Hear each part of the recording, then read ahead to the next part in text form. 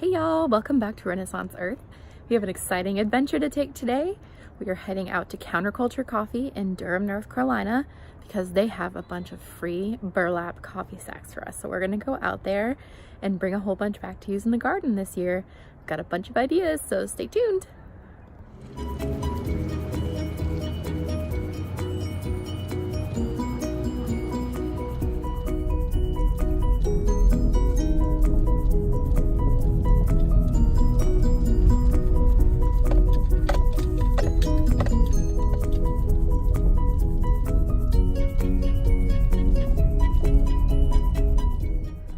Oh boy, they really were not kidding about having a whole lot of them.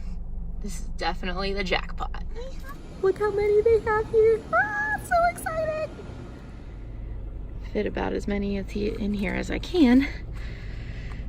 I took like 2 of them, but they're all full of it, so exciting. We'll definitely have to come back here to get more when the time is right and we need more things, especially since these decompose, so we'll need more eventually. Well, that was a lot of fun going to get the burlap. I'll show you guys what I have planned for that in a little bit. In the meantime, it's almost lunchtime, so I figured just sit in the backyard here and enjoy the weather and eat a snack. Isn't that right, kiddo? You want to show our friends what you're eating for a snack? Yeah? What you got? Blueberry fruit bars? You like them? Mm-hmm. Yeah? Yeah. Yeah. You happy to be outside? Yeah. Since it's warmer, it's been so cold, huh? Yeah. Yeah. We've been going a little stir crazy, stuck inside, because it's been so bitterly cold. But I thought this would be kind of a good opportunity to sort of sit in this back patio here and kind of dream about what this space could be, because in the past, it's been pretty neglected. I know I showed you guys in my last video this sort of like back corner here with our tower. Look at the little baby Brussels sprouts that are coming up. I mentioned in the last video, these actually were planted last spring. Oh, look at these, look at them. Ah, that's so exciting. But they didn't really do much. And then, we sort of just let them go through the fall, and they're still here. So I was thinking I might just sort of let them go and see what happens. And it looks like they're actually making little Brussels sprouts.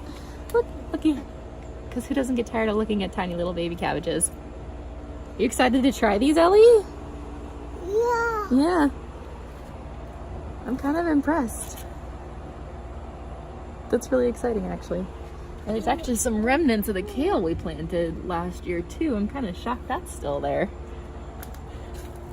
Kind of shows you the tenacity of plants. But I'm thinking for back here at the very least, I might try some sort of like a pallet wall garden. I don't know, I'm sure you've probably seen videos about stuff like that. You sort of stick it up and then like line the back of it, and then you can plant plants in it. I might put one there, and maybe also sort of on this wall behind this tree. And then one of the things I'm going to do with the burlap is try either strawberries or potatoes, maybe a few other things, but use them as sort of like a raised garden bed. Now they will decompose, but from what I've been able to do in my researching, most of the decomposition would happen sort of what's the word? On the bottom. The sides stay pretty well. So I don't know, we'll see. And maybe, if it lasts one season, then I'll pile up the dirt and refortify it and start again, and then just add the extras to my worm bin. Because worms love burlap. It's also, if you don't know, burlap is actually like completely biodegradable. It's made from a jute plant, which is very fast growing, so it's a very sustainable sort of sack source. And I have a few other ideas I'm going to experiment with it, which we'll get to later after the kiddo goes to her grandma's and I can sort of craft without intervention. And there's this space here right against the wall. There's not flagstone down there. It's just mulch. I really want to do something useful with that, but I really don't know what. Again, this is the north side of our house, so we really don't get much sun except for on the back by the fence. I really don't know. So if you have any suggestions, comment below, because I would love to hear them. Maybe I use it as some sort of a start spot. I really don't know. I love this tree. You ever really have, like, maybe I'm a weirdo that like bonds with trees, but there's just something beautiful about them. They're old, they're tall, their roots go so far into the ground. I love, love, love this tree in our back patio. When we moved here, this was actually just like a slanted mud pit. So we had it leveled, fenced, and put down flagstone, but I insisted that despite how little space we had back here, we would not cut down this tree. It's a tulip poplar. I decided to name her Poppy, much to my trolls loving toddler's enjoyment. But she drops these beautiful flowers in the spring and these big, wide, soft sort of leaves. It's just lovely. I love having her back here. I have dreams of a fence completely covered in plants. But there's a small problem with that, in that you have to like put the plants in containers. The containers are not nearly as pretty as the plants. So I haven't really found like an elegant solution to that. I've seen some sort of grow wall like things and they're fine. But it doesn't help that a lot of things that grow well and small.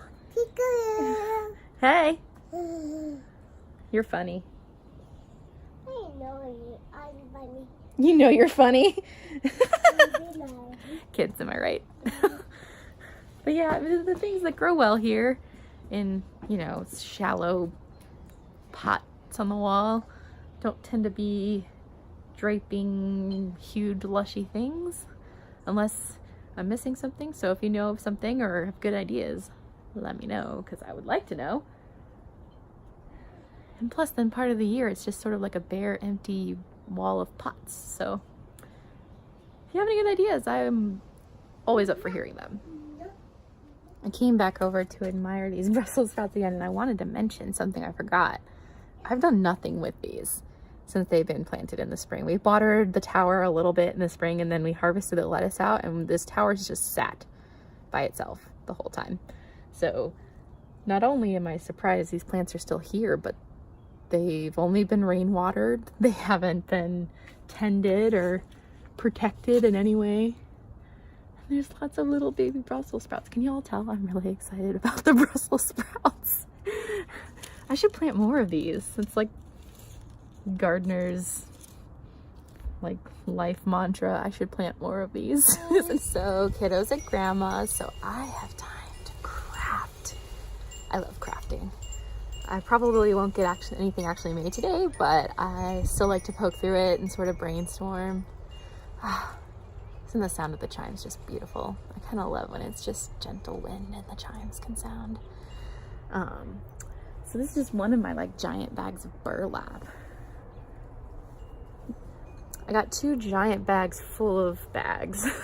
So much burlap, I'm not upset about it. There's a few different kind of textures and a few different sort of tightness of weaves in the different bags. But in addition to using them sort of like grow bags, I have a couple of interesting sort of ideas cooking around in the old noggin for using them for seed starts. If you kind of think, so like 2-inch pot, right? 3-inch pot? 3.5-inch pot. Wow. But imagine like cutting a square of it, sticking it inside here, and then putting the dirt and the plant in that.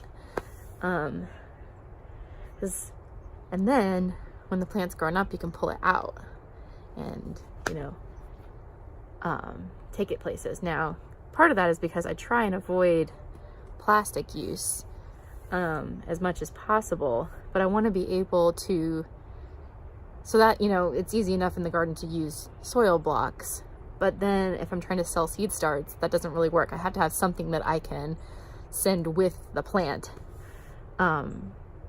and everything that's reusable is very expensive. So the options are either plastic, or plastic. So there are these little things you can use to sort of like roll up newspaper, and it makes a little seed start pot, which is great for home use, but not so professional looking if you're trying to sell them. They have peat pots, but those are not reusable, and there's some sort of debate about the sustainability of peat. Plus, it's not the cheapest thing.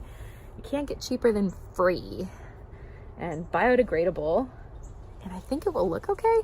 Imagine, like you can sort of see those decorations at Christmas with like the little Christmas trees sort of at the bottom, and they sort of tie the sack around it. I'm kind of envisioning sort of that. I'm also going to sort of play around with pulling these, see if I can sort of pull it apart and have some jute thread for tying around the top, or for other zero waste crafting uses, which I have some interesting ideas. I'm really excited to do this. Okay, well, I think that's it for today. Thanks for coming along. Stay tuned for more on the burlap experiment, as well as all of the coming changes to our yard and all the seed starts that might start happening. I think I'm going to get some sort of a cover for my little shelf so I can start some seeds, because I have a 1,200 square foot house and I do not have space inside to start them. We'll see how that goes, but I'm kind of excited. Everyone out there is all starting seeds and I'm getting all anxious about it. I want to start. So, yeah. We'll see how it goes. Stay tuned for more exciting adventures from the town homestead. Thanks for coming by. Bye. Oh, look what I found. Check this out. It's an acorn that's actually sprouting. Hold on, Ellie. Hold on. Let's see if I can get it in focus. Can you see it? It's sprouting. Think we should plant it? Yeah. That's correct, Mama. That's a good idea. I think so. Raleigh, where we live, is the city of oaks. Here we have new life. Baby oak tree.